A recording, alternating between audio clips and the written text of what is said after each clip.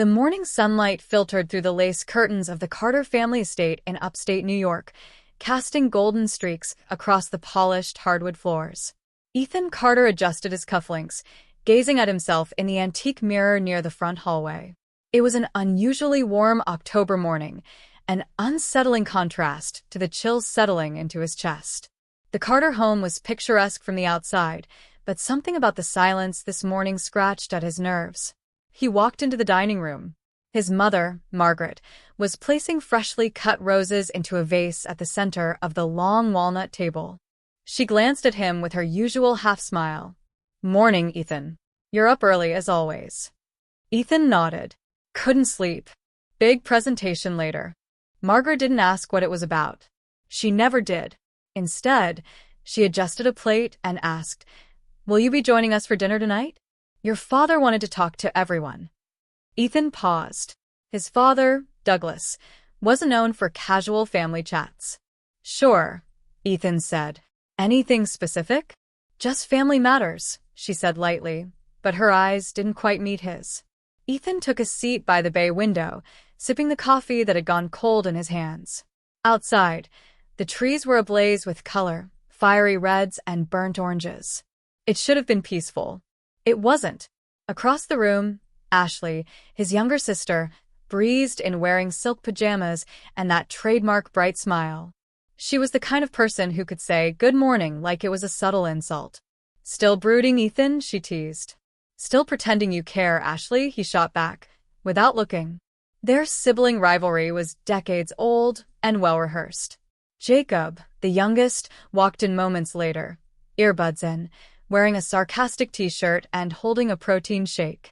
"Did I miss the Carter family variety hour?" he said, sliding into a chair. No one laughed. Their father entered last. Douglas Carter was tall, rigid, with sharp cheekbones and steel gray hair. He had the presence of a military commander, though he'd never served. In the town of Bloom Ridge, he was revered, a lawyer, a donor, a man of values. "Dinner tonight. 7 sharp. No excuses," he said without preamble. Everyone nodded, even Ashley, who typically rebelled just to amuse herself. As they scattered, Ethan lingered. He looked at the family portrait hanging above the fireplace. It was taken 10 years ago, his father's arm tightly around his mother, Ashley with her fake pageant smile, Jacob smirking, and himself holding it all together like always. But lately, Ethan had felt like a ghost in his own family. He headed upstairs to the guest room that had once been his bedroom. The door creaked slightly as he pushed it open. Everything was neatly arranged, untouched, like a shrine. Yet something felt different. On his nightstand was a folded letter. No name, no envelope, just a piece of paper. Ethan frowned and picked it up. Don't trust the smiles. They already decided. His heartbeat stumbled. He glanced around the room. It was empty. He looked back at the note. The handwriting was shaky. It didn't match any of his siblings. His breath quickened. He tucked the letter into his coat pocket. Maybe it was a joke. Maybe it was nothing. But it didn't feel like nothing. That evening, the dining room buzzed with soft conversation and the clinking of cutlery.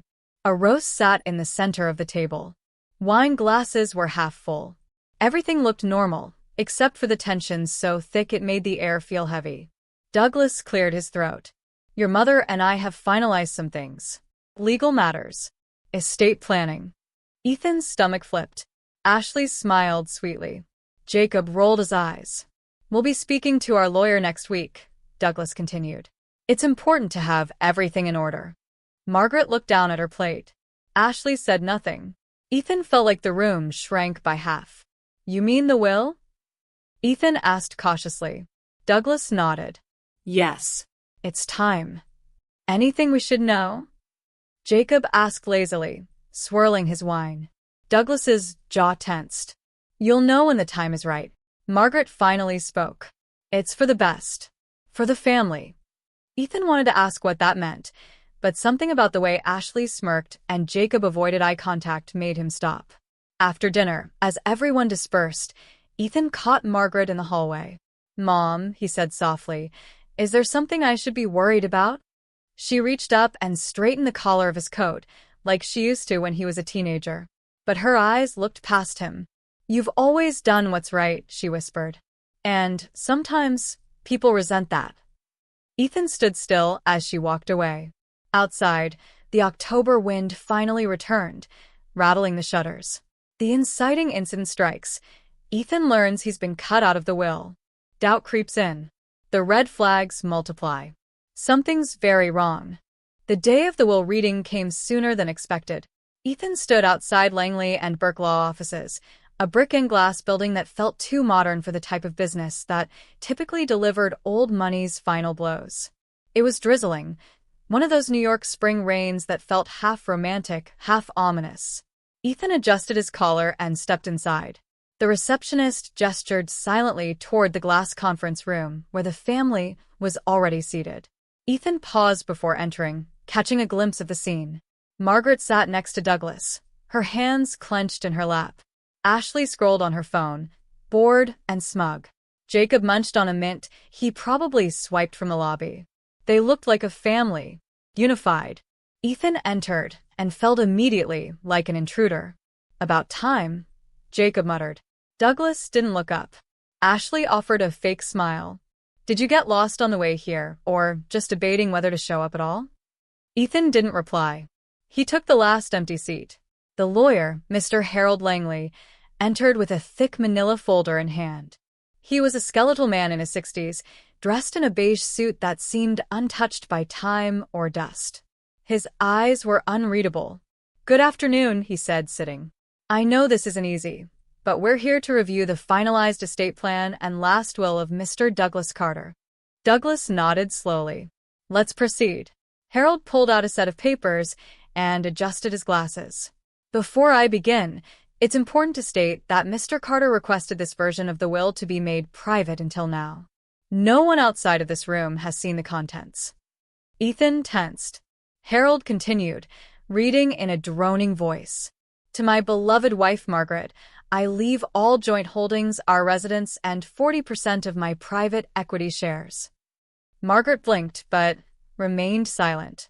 "To my daughter, Ashley Carter, I leave a trust fund of $2.5 million released annually in increments, along with 20% of the Carter family investments." Ashley smiled, leaning back in her chair like a cat in the sun. "To my youngest son, Jacob Carter, I leave 15% of the Carter equity and the lake house in Vermont." Jacob shrugged, pretending not to care, but Ethan caught the glint of smugness in his eyes. Harold turned a page. "To my eldest son, Ethan Carter." Ethan sat up, heartbeat pounding. "I leave nothing." The room went still. Per Mr. Carter's instructions, Ethan will receive no assets, no properties, and no access to family investments. Ethan stared at the lawyer, mouth slightly open. "What?" Douglas remained unmoved. "What the hell is this?" Ethan said louder. Harold glanced at Douglas, then back at Ethan. "This was signed, witnessed, and notarized per standard legal procedure." "No, this has to be a mistake," Ethan said, standing. I'm the one who handled Dad's taxes for 10 years. I'm the one who moved back after his heart scare. I did everything." "You're not entitled to anything, Ethan." Douglas finally spoke, cold as granite. "This is what I decided. Accept it." "No explanation?" Ethan's voice cracked. "Not even a reason?" Ashley looked like she was savoring a secret. "Maybe you're just not as perfect as you thought." Ethan turned to Margaret. "Mom." Her lip trembled, but she said nothing. "I don't understand," Ethan whispered, slowly sinking back into his seat. His pulse thundered in his ears. It didn't make sense. No. He refused to believe it. After the meeting, Ethan stumbled outside into the cold drizzle. His phone buzzed. Blocked number. One new message. "You were never meant to find out this way. But there's a reason. Meet me where it all began." Attached was a blurry photo of the Carter family lake house. Ethan's hand went numb. He hadn't been to that lake house in over a decade. Not since the summer his cousin Matthew drowned there. A tragedy the family never discussed again. The message was unsigned. No name. No voice. Just that place and that memory. Ethan looked up and saw Ashley watching him through the glass doors of the law office. She raised an eyebrow, almost like she knew, like she was waiting for him to figure it out. Back at his apartment in Manhattan, Ethan couldn't sit still. He paced his living room, going over every conversation, every childhood memory, every interaction with his parents. Why cut him out?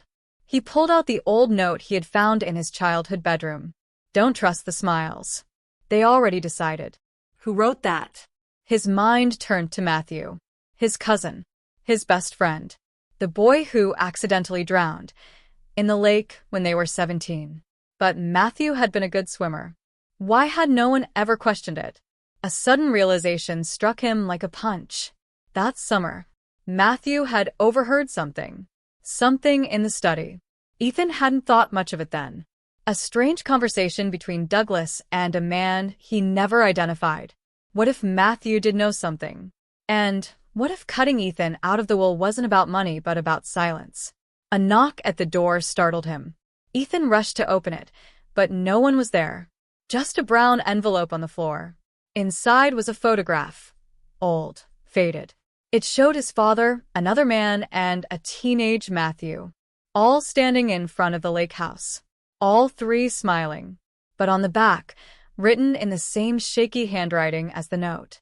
He knew. And now you do too. Ethan can no longer ignore the signs.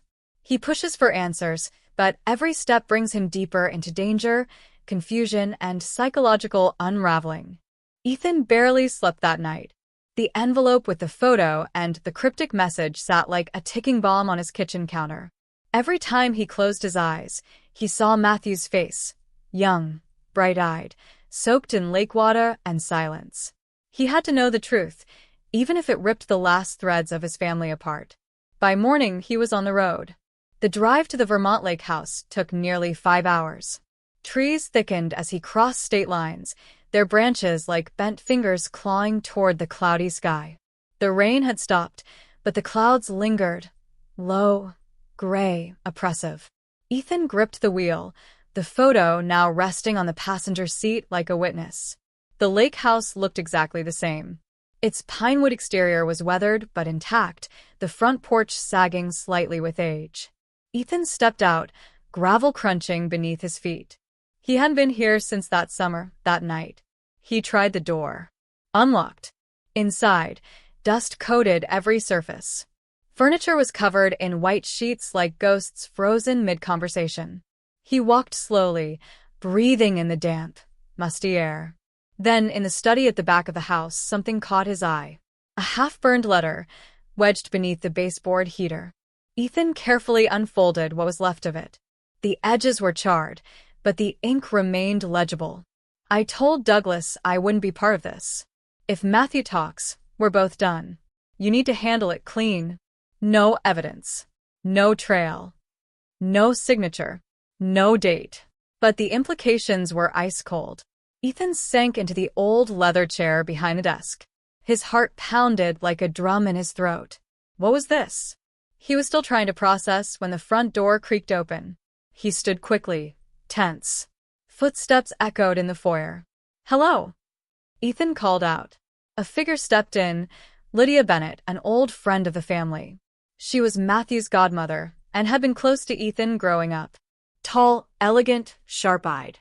I figured you'd come here, she said, closing the door behind her. I saw the obituary and the will, and I knew if anyone was going to pull the thread, it'd be you. You sent the message? Ethan asked. Lydia nodded, walking further in. Matthew didn't drown, Ethan. He was killed. And you've been getting too close to the truth for a long time. Ethan's breath caught. Lydia pulled a worn notebook from her coat and handed it to him. This was his. Matthew started writing everything down the summer before he died. He was scared. Said your father and someone else were hiding something, money laundering, fake charities, even trafficking assets offshore. Ethan flipped through the notebook, his hands shaking. Handwritten notes. Names. Dates. Diagrams of financial funnels. One name kept reappearing, Henry Alcott, a business partner of Douglas's who died in a car crash 6 months before Matthew. He confronted your father the night he died, Lydia said. He told me in a voicemail he didn't think he'd make it out alive. And then he didn't. Ethan's stomach churned. Why didn't you come forward? I tried. But no one would listen. And the police said it was an accident. The autopsy was vague. Then I got threats. My dog was poisoned. My car brakes failed 2 months later. I left town after that. Ethan backed away from the desk, notebook in hand. Why cut me out of the will?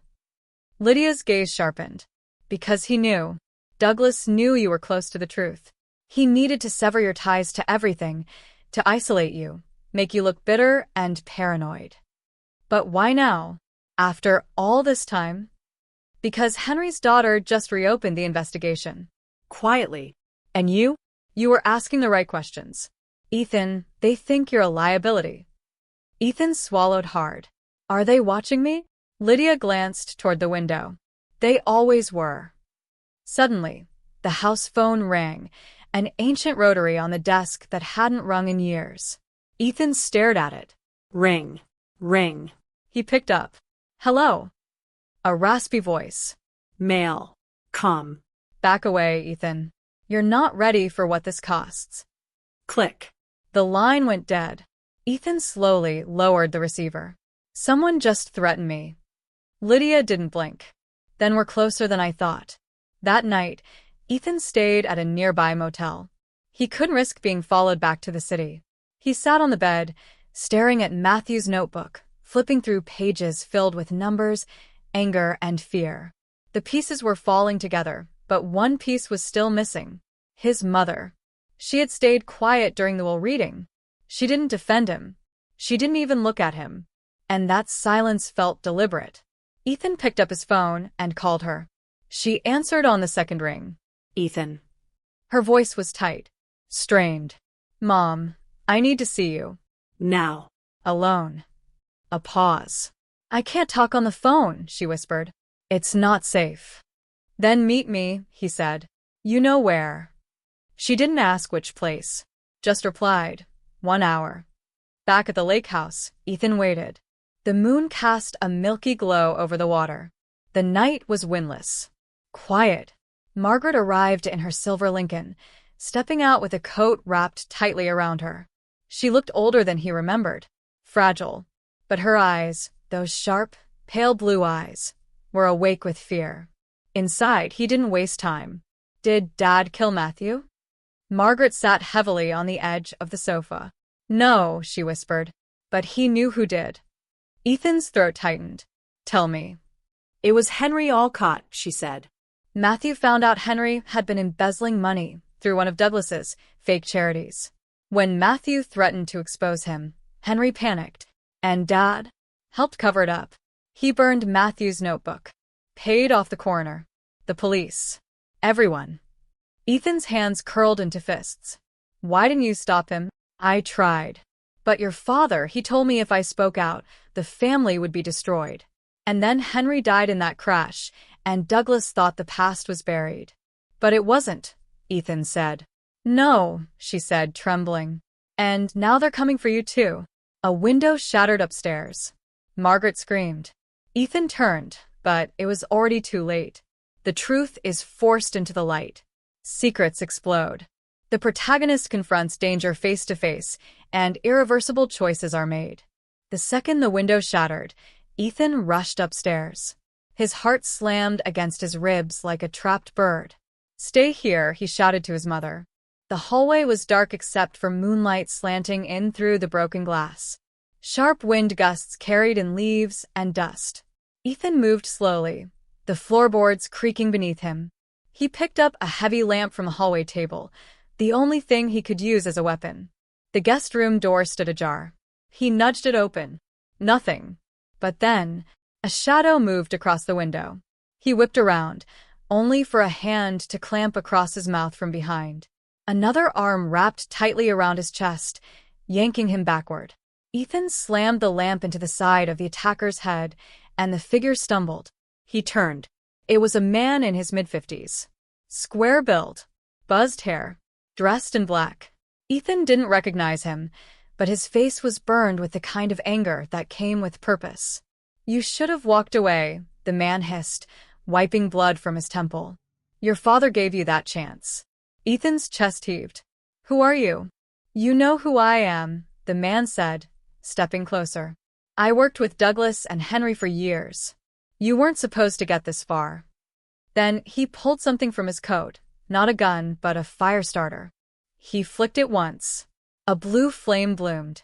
Ethan's eyes widened. You're going to burn it down? All of it, he said. The house, the records, the memories. You and your mother. Why? Ethan asked, voice shaking. It's over. Matthew's notebook exists. The truth is out. The man laughed bitterly. You think a notebook matters? Do you know how many people your father paid off over the years? Judges, prosecutors, the press. That notebook won't survive long. But you. He flicked the lighter again. Ethan lunged. They crashed into the side table. Glass shattered beneath them. The flame from the lighter kissed the edge of the old curtains, and they caught. The fire moved fast. Smoke filled the hallway in seconds. Downstairs, Margaret screamed. Ethan scrambled to his feet, blood trickling down his arm. He didn't look back. He ran. Down the stairs. Through the smoke. He grabbed his mother by the wrist and dragged her out the front door just as fire roared down the banister behind them. The man didn't follow. Outside, coughing violently, Ethan pulled Margaret into the car and peeled off down the gravel road. In the rearview mirror, the lake house lit up like a bonfire, a skeleton burning beneath a black sky. 20 minutes later, they sat in a gas station parking lot. Margaret was trembling beside him, wrapped in a blanket given by the clerk. Ethan stared straight ahead. I need to finish this, he said. You can't go back, she whispered. They'll kill you. No, Ethan said. They'll try. But I'm not alone anymore. The next morning, Ethan walked into the law office of HarperCollins, the firm that had handled his father's estate. The same firm that delivered the will. He had an appointment with Laura Jennings, the partner overseeing Douglas's affairs. Laura greeted him with a carefully professional smile. Mr. Ford, I was surprised you wanted to meet again. I assumed the reading was clear. I have new information, Ethan said. He pulled out a flash drive and placed it on her desk. Financial documents. Offshore accounts. Correspondence between Douglas Ford and Henry Alcott. Tax evasion. Fraud. And something else. He leaned in. The cover-up of a death. Laura's eyes flickered. Where did you get this? You don't need to know. But if this firm continues to protect my father's legacy, you'll be complicit. You're threatening a senior law partner. I'm giving you a choice. She stared at him for a long moment, then picked up the flash drive. Ethan stood. You'll hear from the DOJ by end of day. That night, Ethan met Lydia in a quiet cafe on the outskirts of town. She looked exhausted, but something else had returned to her face. Hope. You really did it, she said. You went all in. They torched the house, Ethan said. They tried to kill us. They're scared. They should be. He slid a manila envelope across the table. I need you to give this to Natalie Alcott, Henry's daughter. She's the only one who can push this through the right channels. Lydia looked at the envelope, then at Ethan. Are you sure? If I disappear, Ethan said, make sure this doesn't. She nodded slowly. A waitress came by to refill their coffee. As she walked away, Lydia leaned in. Your mother, what will she do now? Whatever she wants, Ethan said. For the first time in years, she's not afraid. 3 days later, the story broke on the evening news. Fraud, death, and a legacy of deception. Investigation into Douglas Ford estate goes public. News outlets picked it up nationally. Ethan's name was attached, but not as a villain. As a whistleblower. The will was frozen. Legal action was imminent. And Ethan? He stood in front of his father's grave that same evening, hands in his pockets. The sky above was clear now. No rain. No wind. Just stillness. I know what you tried to do, he said quietly. And I know why you feared me. You should have. He placed Matthew's old photo on the headstone. You silenced him. But his story will bury you. As he turned to leave, he felt the wind shift, A breeze, gentle and warm. And for the first time in years, Ethan felt like something was lifting. Something heavy. Something final. Show the emotional and psychological consequences of the events. Tie up loose ends or leave haunting threads. Provide closure, or lack thereof, with a final punch of emotional resonance. 6 weeks later, Ethan Ford sat alone on a bench in downtown Chicago, staring out at the river. Spring had begun to chase away the bitter cold, and the city buzzed with life. Joggers passed, street musicians played mellow jazz, and tourists snapped photos without a care. But Ethan didn't move. He hadn't spoken to the press. Not once. The headlines still came, but he ignored them. The whistleblower son, some called him. Heir to a dark legacy, said others. But the truth was simpler than that. He was just someone who finally told the story no one else would. From his coat pocket, he pulled out a single photograph, the original, not a copy, of his Uncle Matthew. Young, carefree, standing on a fishing dock with a crooked smile and wind-tangled hair. It was the only thing that didn't burn in the fire. "Hey!" came a voice behind him. He turned. Lydia stood there, 2 coffees in hand. She passed one to him and sat beside him. "Did you hear?" she asked. No. Federal indictments are being filed against 2 former board members of Ford Enterprises. And your father's posthumous estate has been ordered into full audit. Ethan took a sip of coffee. Good. But there's more. Natalie Alcott is launching an initiative to provide legal assistance to victims of estate fraud and financial abuse. Ethan gave a faint, tired smile. Ironic. The same name used to cover everything up now being used to clean the mess. Lydia tilted her head. It's poetic, really. Cycles breaking. They sat in silence for a moment, watching a couple feed ducks down by the edge of the riverwalk. Then Lydia asked softly, "What now, Ethan?" He leaned back. "Honestly, I don't know. Maybe I'll leave the city. Go somewhere quiet. My mother's already packing. She wants to live by the ocean, says she's done with estates and frozen lakes." She deserves that, Lydia said. So do you, he replied. She hesitated, then nodded. As she stood to leave, she touched his shoulder gently. "If you ever need anything, you know where to find me." "I will," he said. "But I think I need to find myself first." Meanwhile, across town, inside a sterile room at the Federal Detention Center, Henry Alcott stared through the glass at the lawyer seated across from him. His once pristine suit now hung loosely on his thinning frame. His eyes were hollow. "They think they've won," he muttered. The lawyer raised an eyebrow. "You lost everything, Henry." Henry leaned forward. "You think one trial changes this? There are more of us. Always have been. And they're falling like dominoes." Henry smirked bitterly. "They always do at first." The lawyer didn't respond. He simply slid a document across the table. Henry scanned it, then froze. It was Ethan's signature. Ethan had legally rejected any inheritance from the Ford estate. Every asset, every trust, every account. Gone. He laughed, long and cold. "He turned his back on blood," Henry said. "No," the lawyer corrected. "He turned his back on you." Later that month, Ethan and Margaret stood on a rocky beach in Maine, watching the sunrise. It had taken years off her, this distance from the nightmare. Her voice was lighter, her posture more open. There were still bad nights. Ethan could hear her pacing sometimes, muttering in sleep, but they were healing, together. "I never thought I'd see the ocean again," she whispered. "You'll see it every day now," Ethan said. "I found a place on the cliff. 2 bedrooms, wood stove, and a porch with a view." She smiled. "And what about you? You staying?" "For now," he said, "until I figure out what I am without him." Margaret reached out and gently brushed a windblown curl from his forehead. "You are you, Ethan. You always were."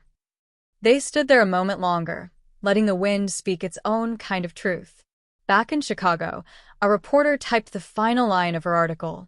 The truth buried in the ashes of legacy was never about money or power. It was about memory, about the voices we're told to forget. Ethan Ford didn't just reclaim his inheritance. He redefined it. She closed her laptop and leaned back. Some stories don't need sequels. They just need to be heard. Ethan sat by the fireplace in his new home, a journal open in his lap, a pen in his hand. He stared down at the blank page for a long time. Then he began to write. My name is Ethan Ford. This is not a story about what was taken from me. It's a story about what I found, in the fire, in the shadows, and in the silence left behind. Sometimes, to inherit the truth, you have to burn everything else away. He closed the journal, placed it on the shelf beside Matthew's photograph, and walked outside. The wind carried salt from the sea. But, for the first time in years, there was no storm coming. Only peace.